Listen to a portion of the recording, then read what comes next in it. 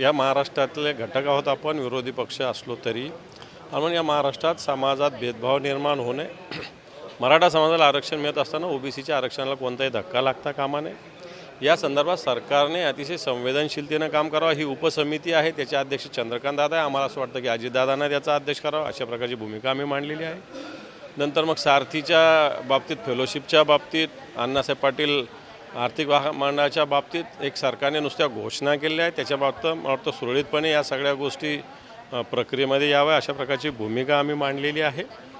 आणि सगळ्यात महत्त्वाचं, गुन्हे वापस घ्यावे, अशा प्रकारची भूमिका आम्ही मांडलेली. आज एक प्रामुख्याने चर्चा होती ती म्हणजे उपसमितीचे अध्यक्ष चंद्रकांत दादा या बैठकीला उपस्थित नव्हते. त्याकडे आपण नेमकं कसं पाहता? सरकार खरंच गंभीर आहे का मराठा समाजाला आरक्षण देण्यासंदर्भात? मला असं वाटतं मी विचारलं चंद्रकांत दादा, तर कोणतरी सांगितलं मला ऑनलाईन आहे, मला काही दिसले नाही. परंतु मला असं वाटतं अशा बैठकीला जे उपसमितीचे प्रमुख आहे मराठा आरक्षणासंदर्भात, ते गैरहजर होते, प्रत्यक्ष अप्रत्यक्ष ते असतील. पण नेमके जे गुन्हे दाखल केलेले आहेत त्याचबरोबर जरंगे पाटील यांचं उपोषण मागे घेण्यासंदर्भात काही ठराव झाला आहे का? आम्ही सगळ्यांनी विनंती केली सरकारला की जरांगे पाटलांच्या जीविताचं रक्षण होण्यासाठी जे जे पावलं उचलावे लागतील ते आपण उचलावेत. यापुढचं नेमकं आपलं पाऊल कसं असणार आहे? आपण देखील विरोधी पक्षनेते आहात. आमचं तर म्हणणं आहे ना, मराठा समाजाचं आरक्षण मिळालं पाहिजे. ओबीसीच्या आरक्षणाला कोणताही धक्का लागता कामा नये. समाजामध्ये जातीपातीमध्ये भेदभाव होऊ नये. सौहार्दपूर्ण वातावरण या महाराष्ट्रात असं, ही भूमिका आम्ही मांडलेली. नाही, मराठा समाजावर जे गुन्हे दाखल केले झालेत जरांगे पाटलांच्या आंदोलनस्थळी, ते सर्व गुन्हे माफ करण्याचा एकमुखी निर्णय त्या ठिकाणी झाला आणि सरकारने ते गुन्हे तात्काळ रद्द करावेत अशी मागणी आम्ही सर्वांनी केली आणि सरकारने त्या ठिकाणी हे गुन्हे मागे घेण्याचा निर्णय जाहीर केलेला आहे.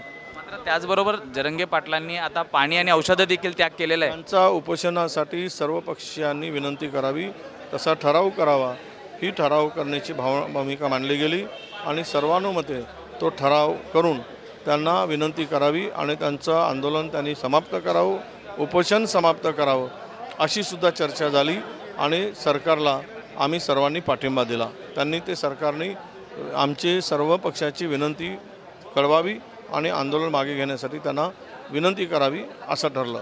तिसरा महत्त्वाचा विषय की गायकवाड समितीचा अहवाल फेटाळल्यानंतर सर्वोच्च न्यायालयामध्ये टिकू न शकल्यामुळे पुन्हा त्यांना आर्थिक आणि शैक्षणिक मागास ठरवण्यासाठी राज्य सरकारने पुढे तो निर्णय राज्य सरकारला अधिकार दिला. राज्य सरकारने त्या संदर्भात ती काय भूमिका स्वीकारायची ते ठरवावी. पण आम्ही मात्र ओबीसी समाजाच्या कोट्यातून दुसऱ्याला देता येणार नाही किंवा देऊ शकत नाही अशी स्पष्ट भूमिका आम्ही मांडली आणि सर्वांनीच त्याला सहमती दिली आहे की ओबीसीचं आरक्षण कमी न करता मराठा समाजाला स्वतंत्र आरक्षण दिलं गेलं पाहिजेत असं त्या भूमिकामध्ये फायनल झालं. यामध्ये कुठली स्वतंत्र समिती देखील गठीत करण्यात आली आहे का आणि पुढचे नेमकी पावलं कशी असतील? कुठली समितीची गठीत करण्याची गरज नाही, त्या ठिकाणी तशी काही गरज पडली नाही. बघा, बैठक त्या ठिकाणी सर्वपक्षीय बोलवली, त्याबद्दल आम्ही स्वागतच केलं. खरं तर खूप अगोदरच बोलवायला पाहिजे होती. पण आम्ही जी काही मुद्दे मांडले त्याच्यामध्ये जरा मराठा आरक्षण मिळालंच पाहिजे हा सगळ्यात पहिला म्हणजे मी स्वतः आग्रही भूमिका मांडली की आरक्षणाचा मागच्या 40 वर्षापासूनचा जो आग्रही भूमिका आहे तर ती झाली पाहिजे. आता ते कायदेशीर कसं बसवावं हे शासनाकडे तज्ज्ञ लोक असतात. शासन मायबाप सरकार आहे, शासन सार्वभौम आहे आणि शासनाने गोरगरीब जनतेची, मराठा समाजाच्या काळजी घेतलीच पाहिजे अशी आमची आग्रही भूमिका त्या ठिकाणी मांडली. आता 2-3 विषय आहेत की त्या ठिकाणी जरांगे पाटलांचं म्हणणं आहे की आम्हाला सर्टिफिकेट, मराठा समाज हा कुणबी आहे आणि त्यामुळे कुणबी सर्टिफिकेट इश्यू करावं. तर तो आम्ही आता त्याचं काय केलं आहे की माननीय मुख्यमंत्र्यांनी जी कमिटी जस्टिस शिंदेंच्या अध्यक्षतेखाली केली त्याच्यामध्ये फक्त त्यांनी असं सांगितलं आहे की वंशावळीमध्ये ज्यांचं कुणबी असेल त्यांच्या हद्दीपर्यंत ती कमिटी आहे. आता मी असं म्हणालो की नुसत्या तेवढ्या हद्दीपर्यंत न काम देता खरं तर त्यांना मराठा समाज हा शेती काम करणारा कुणबी समाजाचे पूर्वी काळापासून, तर त्यांचाही या बाबतीतला अभ्यास करून या कमिटीने तोही रिपोर्ट द्यावा आणि जरांगे पाटील म्हणतात त्या पद्धतीनं त्यांना सर्टिफिकेट कशा पद्धतीनं देता येऊ शकेल ते काम त्या कमिटीला सोपवावं, त्या कमिटीचा रिपोर्ट घेऊन नंतर शासनाने निर्णय घ्यावा काय करायचं असेल तर. पण ते पण काम सोपवावं असं मी सांगितलं की मराठा समाज हा कुणबी समाज आहे आणि त्यामुळे कुणबीमध्ये आपण त्यांना घेता येईल का. पण हे करत असताना सोशल फॅब्रिक डिस्टर्ब होता कामा नये, म्हणजे सामाजिक दुईकरण होता कामा नये, ही खबरदारी घेण्याची आवश्यकता आहे. नंबर 2, आम्ही असं सांगितलं की कायदेशीर सगळ्याच गोष्टी बसल्या पाहिजेत. म्हणून काय केलं पाहिजे तर आज जी खरं तर लीगल स्टेटस आहे, म्हणजे कायदेशीर आजची परिस्थिती काय मराठा समाजाच्या आरक्षणाची, की आपण जे काही कायदा करून पाठवला होता तो सुप्रीम कोर्टाने रद्द केला. तो रद्द केल्यानंतर आपण रिव्ह्यू पिटिशन केलं, रिव्ह्यू पिटिशनही रद्द झालं. आता क्युरेटिव्ह पिटिशन केलं. आजच्या निमित्ताने क्युरेटिव्ह पिटिशन आहे. माझं एवढंच म्हणणं आहे की क्युरेटिव्ह पिटिशनच्या संदर्भाने लवकरात लवकर निर्णय घ्यायला पाहिजे. हा झाला एक भाग. नंबर 2, जे रद्द झाले त्यासंबंधी उद्धव ठाकरे साहेब मुख्यमंत्री असताना जी कमिटी गठीत केली होती की का रद्द झालं त्याचा अभ्यास करण्यासाठी जस्टिस भोसलेंची कमिटी केली होती. तर त्या भोसलेंच्या कमिटीच्या ज्या काही सूचना होत्या त्याची काहीच अंमलबजावणी सरकारने केली नाही, अजून काहीच केली नाही. माझं तेच आमचा आग्रह तो आहे की त्याची अंमलबजावणी काय केली. आज वर्ष झालं त्यांनी त्या कमिटीचा रिपोर्ट येऊन. या वर्षभरामध्ये कोणतं तुम्ही, त्यांचं पहिलं म्हणणं आहे की तुम्ही सुप्रीम कोर्टाला असं वाटतं की मराठा समाज हा फॉरवर्ड समाज आहे, म्हणजे पुढारलेला समाज आहे. तर वास्तविक तो पुढारलेला नाही आहे, तो गरीब समाज आहे असंच गायकवाड कमिशननी लिहिलेलं आहे. परंतु ते कदाचित पटवण्यात अयशस्वी झाले असतील. तर आता ते कसं आहे, रिव्ह्यू पिटिशन रद्द झाल्यामुळं एक छोटीशी कमिटी पुनर्गठित करून, कमिशन ज्याला म्हणू आपण, म्हणजे आयोग ज्याला म्हणू, त्या आयोगाला पुन्हा सांगावं की बाबा आपण जे मागासलेला समाज आहे ह्यासाठीचे डेटा गोळा करून लवकर तो राज्य सरकारला द्यावा. राज्य सरकारने त्या डेटाच्या अनुषंगाने केंद्र सरकारला स्ट्रॉंगली सांगावं की कुठल्याही परिस्थितीत हे आम्हाला मागास समाजामध्ये आहे आणि त्यामुळं आपल्याला आरक्षण दिलं पाहिजे.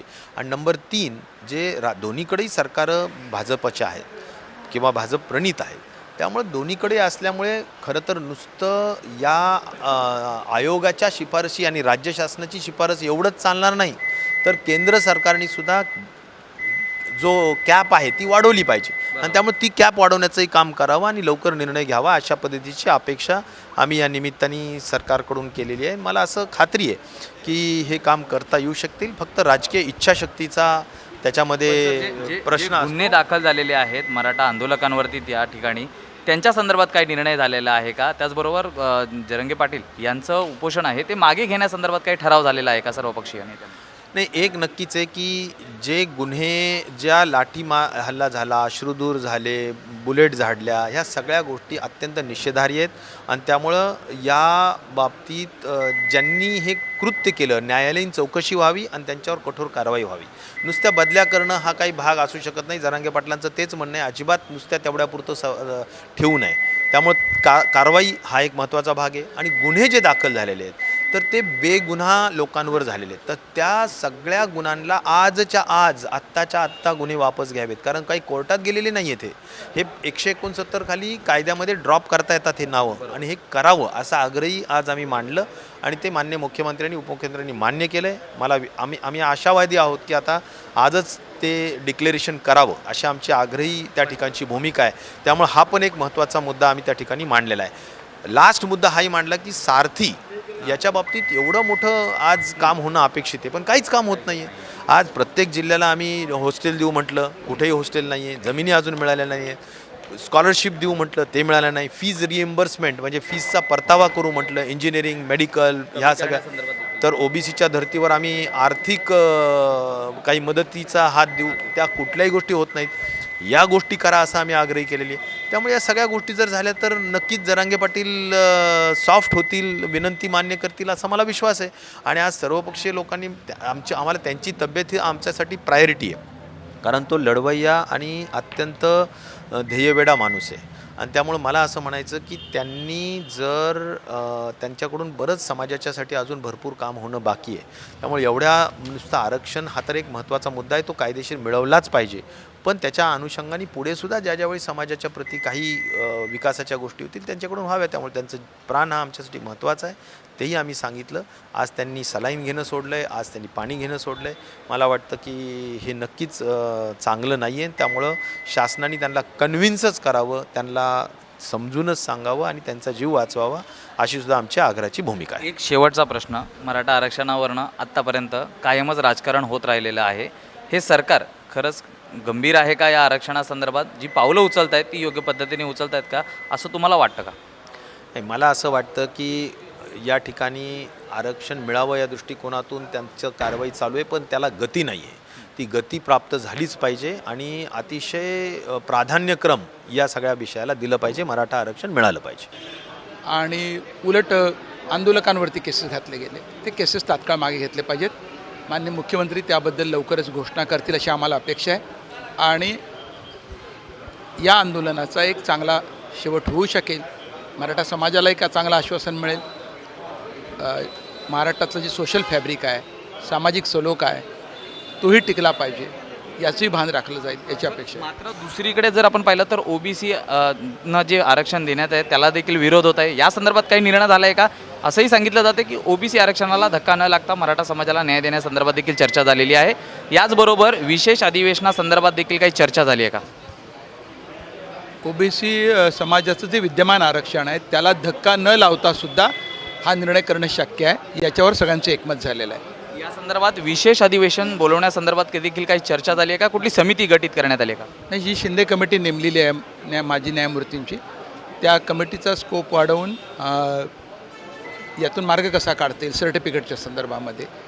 नंतर भोसले कमिटीच्या शिफारशी आहेत, न्यायमूर्ती भोसले कमिटीच्या क्युरेटिव्ह पिटिशनच्या बाबत, ते कसं करता येईल याबद्दल सगळ्यांची सहमती झाली, सर्वसंमतीने चर्चा झाली आणि त्यातून जो तोडगा निघाला आहे तो माननीय मुख्यमंत्री लवकरच जाहीर करतील अशी आमची अपेक्षा आहे.